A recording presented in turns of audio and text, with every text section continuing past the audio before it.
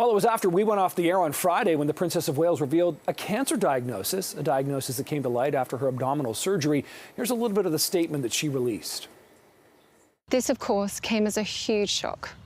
And William and I have been doing everything we can to process and manage this privately for the sake of our young family. As you can imagine, this has taken time.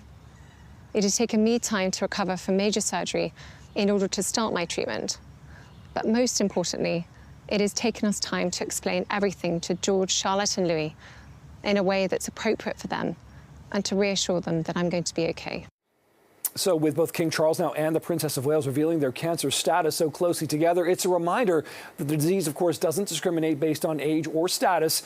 And it also, of course, requires strength and support to navigate. Elizabeth Dalgleish is the Executive Director of Gilda's Club of Greater Toronto and is here in studio now. Elizabeth, I'm glad you're here this morning to talk about this. This is a really important conversation. So now, of course, we have two members of the royal family with cancer diagnoses. Kate's journey, of course, just beginning. Of course, she just found this out after her abdominal surgery here. So when it comes to a young mother, what kind of emotional situations and things are coming up on her journey here?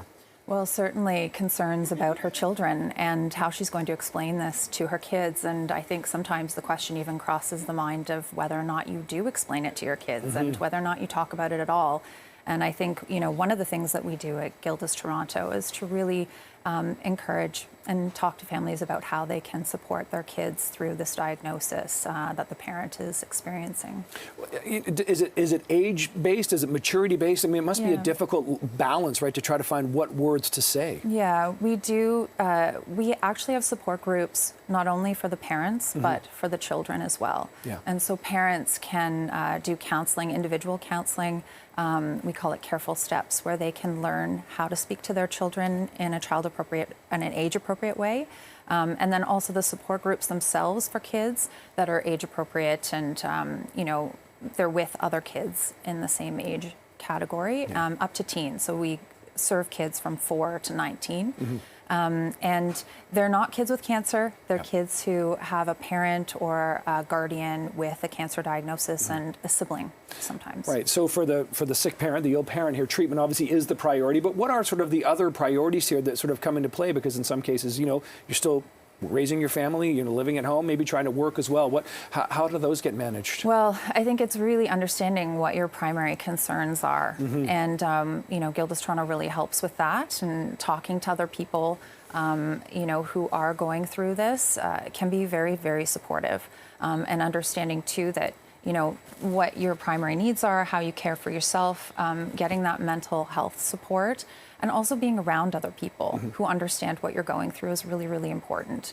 And that can really support your mental health as well. I wonder how important you think it is, and perhaps you haven't had a chance to assess the impact yet because we only learned about this and saw this statement on Friday, but the fact that the Princess of Wales is coming out and talking about it and talking about, you know, the situation they're dealing with and talking about it with her children, how that may not necessarily help you, but how it may help spur conversations perhaps at Gilda's. Yeah, well, I think that people, you know, oftentimes you have a cancer diagnosis and you're just thinking about, well, how do I get rid of the cancer? How do I get better?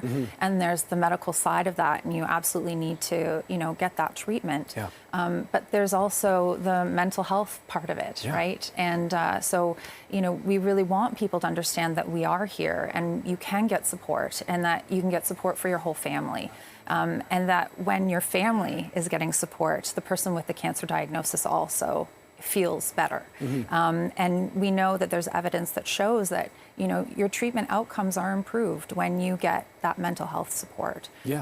So I think that's really important. So how do people then, Elizabeth, find out about the kind of treatments and supports, and how do people sort of get access to them as well then? Yeah, so you can go to our website at Gilda's Club Greater Toronto, gildasclubtoronto.org, and you basically fill out a form, and then we give you a call. And what happens is you speak with a mental health professional, and they do an initial assessment, and then we go through a process where you actually get very customized, personalized support services and referrals. And you get those services within Gilda's Toronto, including support groups, there's education, there is one-on-one counseling.